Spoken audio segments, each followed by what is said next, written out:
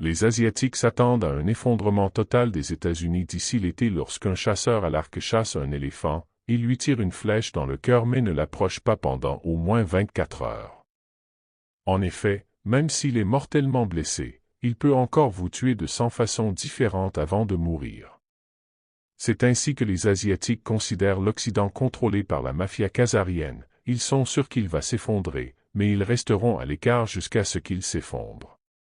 Les Chinois les plus riches anticipent un effondrement des États-Unis d'ici l'été. Ils achètent de l'or physique et se débarrassent d'un plus grand nombre d'obligations du Trésor par le biais d'un intermédiaire, explique une source chinoise basée à Singapour. Le président américain Donald Trump, conscient de cette situation, a tenté d'échanger la dette extérieure américaine et les obligations du gouvernement américain détenues par des étrangers contre des certificats du Trésor de sang en ne rapportant aucun intérêt, mais il n'a pas trouvé d'acquéreur, affirment des sources de la société secrète asiatique. Nombreux sont ceux qui comparent aujourd'hui ce qui se passe en Occident à la chute de l'Union soviétique. Rappelons-nous, en 1989, Mikhaïl Gorbatchev, le dirigeant soviétique, a décidé de réduire les dépenses de l'État. Il arrête brusquement l'aide aux alliés de l'URSS et rend la liberté à chacun.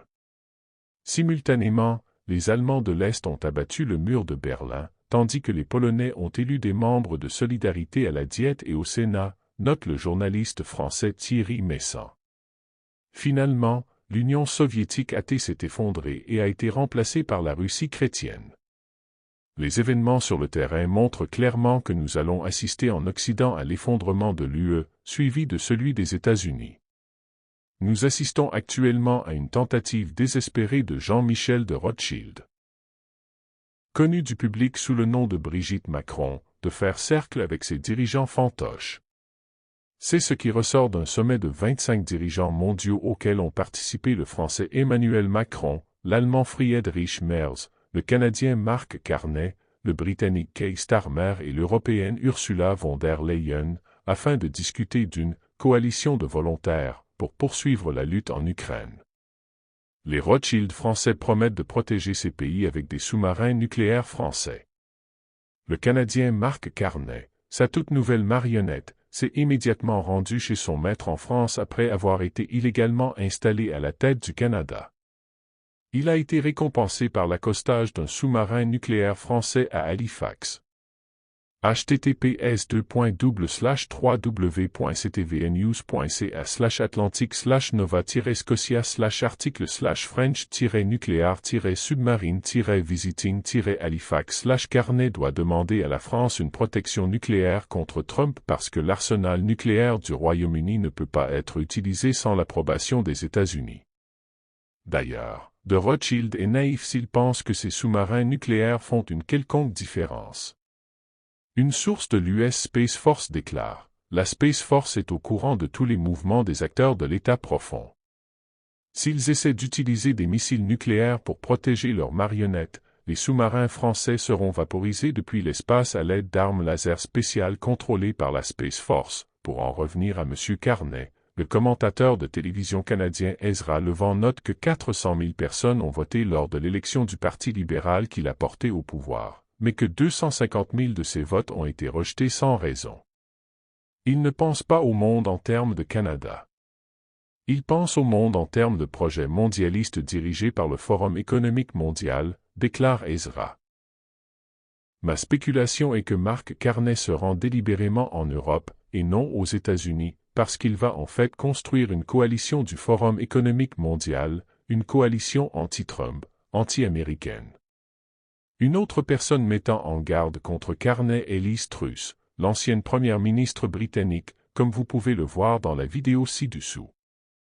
Nous entendons également dire qu'il a une vie secrète en tant que drag queen. De plus, ici, vous pouvez le voir se détendre avec Ghislaine Maxwell de la renommée Hildepstein. Carney est également copain avec John Podesta Rockefeller.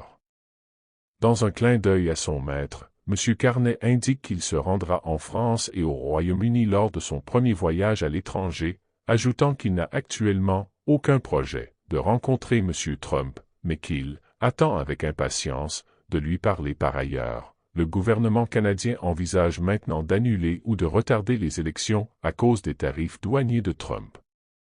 Pourquoi ne mentionne-t-il pas les tarifs douaniers plus extrêmes que la Chine vient de mettre en place? Le problème de la coalition antidémocratique anti-Trump, composée de marionnettes comme Carney, est qu'elle est édentée et en faillite. Trump n'a aucune intention de protéger cette coalition et, dans sa dernière sortie, il a déclaré « L'Union européenne est très mauvaise ». La classe dirigeante européenne est en grande difficulté et de plus en plus isolée, dans un monde qui glisse vers la droite à une vitesse vertigineuse. Les États-Unis sont désormais l'ennemi de l'Occident, proclame le FT. Les dirigeants européens ne veulent pas comprendre, déclare Alastair Crooke. En l'absence de protection américaine, Valentina Matvienko, présidente du Conseil de la Fédération de Russie, commente « L'idée d'une sécurité européenne commune sans la participation de la Russie et du Bélarus est un fantasme. Tout le monde le comprend. Ils ont audacieusement annoncé au monde « Nous allons allouer 800 milliards d'euros à l'armement pour soutenir l'Ukraine. » De quels milliards s'agit-il et où trouveront-ils les fonds? L'Allemagne et la France sont aux prises avec d'importants déficits budgétaires. Elles réduisent les prestations et les préférences pour divers segments de la population, alors que le chômage est en hausse. Consciente de son impuissance, l'UE a envoyé de nombreuses délégations en Turquie pour demander leur protection. Bien entendu, les Turcs, qui ont été éconduits dans leur tentative d'adhésion à l'UE, savourent leur nouveau pouvoir. Toutefois, si les Turcs peuvent conclure quelques contrats d'armement lucratifs, ils ne peuvent pas et ne veulent pas affronter les Russes et les Américains pour protéger l'UE. Les efforts déployés par l'UE pour séduire les Chinois sont également voués à l'échec. Le président chinois Xi Jinping a refusé de se rendre à Bruxelles pour un sommet marquant le 50e anniversaire des relations diplomatiques entre la Chine et l'UE. Il semble que Xi Jinping fasse un pied de nez à l'UE. Cela signifie qu'il est du côté de Poutine et de Trump. La position de la Chine, par le biais de son initiative de civilisation mondiale, ICM, souligne que la tolérance, la coexistence, les échanges et l'apprentissage mutuel entre les différentes civilisations jouent un rôle irremplaçable dans l'avancement du processus de modernisation de l'humanité, lorsque l'avenir de tous les pays est étroitement lié. Les esclavagistes en puissance de l'humanité, les Rothschild français, par opposition aux Anglais de Nathaniel qui sont avec Trump, ont maintenant une dernière carte à jouer. Alors que le monde a été distrait par le théâtre politique occidental, une bataille qui pourrait décider du sort de la majeure partie de la population mondiale s'est déroulée.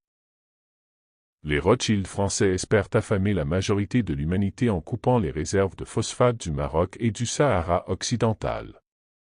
Cette région détient environ 70% des réserves de phosphate connues dans le monde. Sans phosphate, l'agriculture moderne ne peut fonctionner. En d'autres termes, une guerre par procuration majeure pour le contrôle de l'approvisionnement alimentaire mondial a commencé au Sahara occidental. C'est ce qui a conduit aux combats les plus graves dans la région depuis la guerre d'indépendance de l'Algérie contre la France en 1962. Les rapports d'information indiquent que la querelle actuelle a été déclenchée en juillet 2024 par le soutien du président français Emmanuel Macron aux revendications de souveraineté du Maroc sur le Sahara occidental. https://www.midleast.net/news/france-algéria-most-crisis-end-colonial-rôle mais ils omettent de mentionner qu'il s'agit d'une tentative de Rothschild de s'emparer de la veine jugulaire de la nourriture du monde. Cette dernière tentative est bien sûr vouée à l'échec, car si les Français tentent de couper l'approvisionnement, ils devront faire face à une armée combinée turque, chinoise, russe et américaine. Nous nous attendons à ce que Jean-Michel de Rothschild contacte bientôt l'Alliance des Chapeaux Blancs pour négocier une reddition. Il n'a pas le choix. En tout état de cause, la chute des dernières marionnettes des Rothschild ne sera qu'un hors-d'œuvre avant le plat principal, la chute finale de la corporation des États-Unis. Pour comprendre pourquoi celle-ci doit s'effondrer, il faut savoir qu'en février, le gouvernement américain a dépensé la somme astronomique de 603 milliards de dollars, alors qu'il n'a perçu que 296 milliards de dollars de recettes fiscales. Ainsi, les 115 milliards de dollars d'économies réalisées par le Department of Government Efficiency, DOGE, suffisent à peine à couvrir le tiers du déficit d'un seul mois. Ils devront faire beaucoup mieux que cela. C'est ce qu'ils essaient de faire. Elon Musk a mis fin à l'émission Astronostock 11 International Fake Station, signe que la NASA, le studio de cinéma qui se fait passer pour une agence spatiale, est en train de se réduire comme peau de chagrin. Les 2 astronautes américains bloqués depuis plus de 9 mois dans la Station spatiale internationale seront ramenés sur Terre mardi soir, a annoncé la NASA. Mais même la fermeture de l'ensemble de la NASA ne permettra d'économiser que 22 milliards de dollars par année, une goutte d'eau dans l'océan. Plus important encore, la DOGE a découvert que 394 millions de personnes bénéficient de la sécurité sociale aux États-Unis, alors que le pays ne compte que 334 millions de citoyens.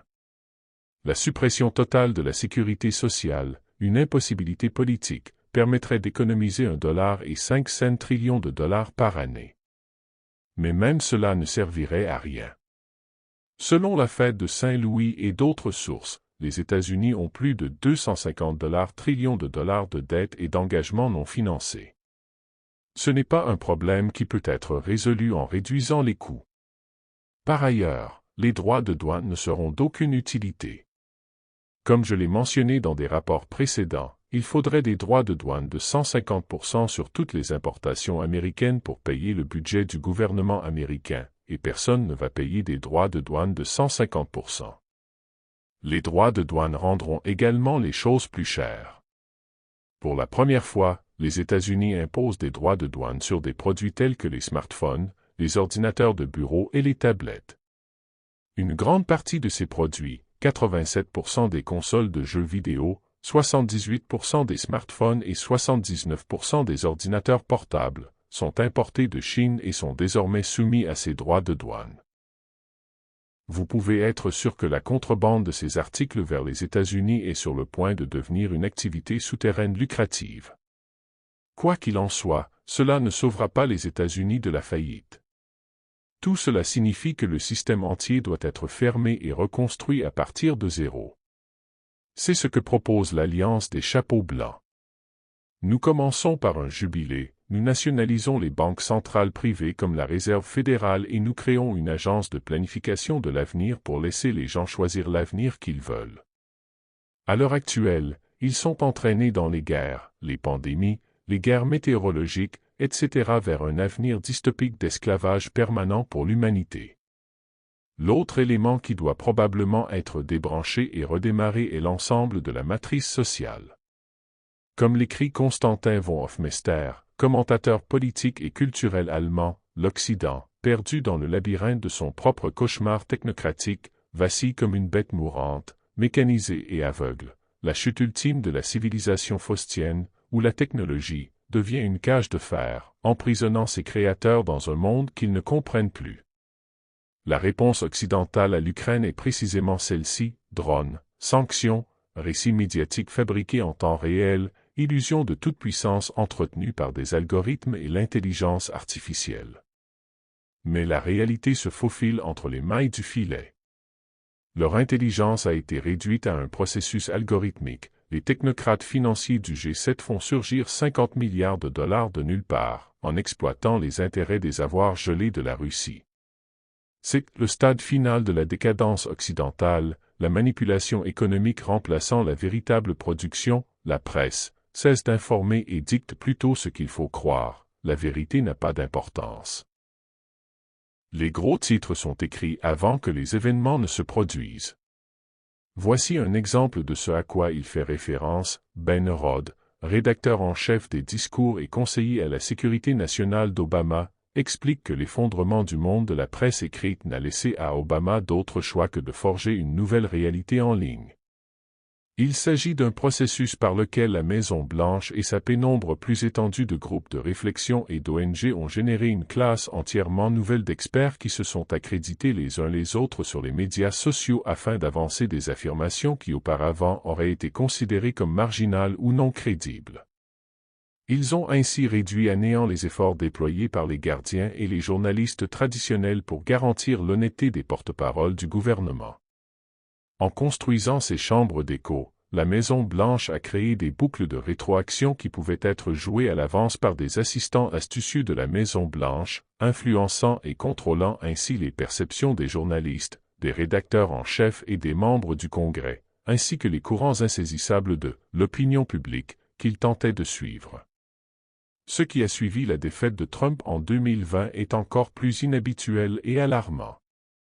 Avec le retour des démocrates au pouvoir, le nouvel appareil de messagerie pouvait désormais inclure officiellement non seulement la pression sociale et institutionnelle, mais aussi les bras de la bureaucratie fédérale chargée de l'application de la loi, du ministère de la Justice au FBI en passant par la SEC.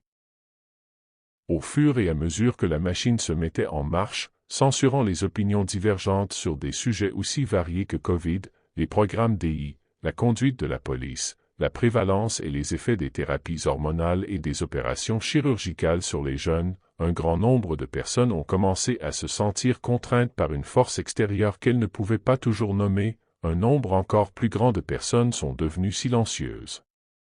En effet, des changements à grande échelle dans les mœurs et le comportement des Américains ont été légiférés en dehors des institutions et des processus familiers de la démocratie représentative, par le biais d'un mécanisme de pression sociale exercé du haut vers le bas et soutenu dans de nombreux cas par la menace d'une application de la loi ou d'une action fédérale, dans le cadre de ce qui est rapidement devenu un effort de l'ensemble de la société.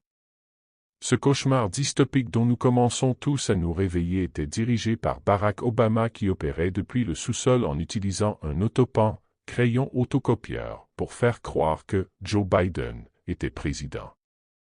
Maintenant, Trump dit que tout ce que Biden a signé avec un autopan astérisque pourrait être invalide. Joe Biden, l'escroc, nous a mis dans le pétrin avec la Russie et, franchement, avec tout ce qu'il a fait d'autre. Mais il n'était pas au courant, et il a, en général, signé avec autopan. Alors comment aurait-il pu le savoir? Cet autopan est un gros problème. Je ne sais pas, vous savez. Qui fait cela? A déclaré M. Trump. La vidéo de Trump se trouve dans le lien ci-dessous maintenant. Trump dit que les grâces de Biden sont nulles, non avenues car elles ont été signées par autopan. Avec un peu de chance, cela signifie que certaines arrestations tant attendues pourraient enfin avoir lieu. Vous pouvez voir ici, à en juger par la couleur bleuâtre sous ses yeux. Le véritable CIC Trump s'exprimait sur les dossiers JFK et Jeffrey Epstein, ils vont être rendus publics. Les choses avancent, et elles avancent assez rapidement.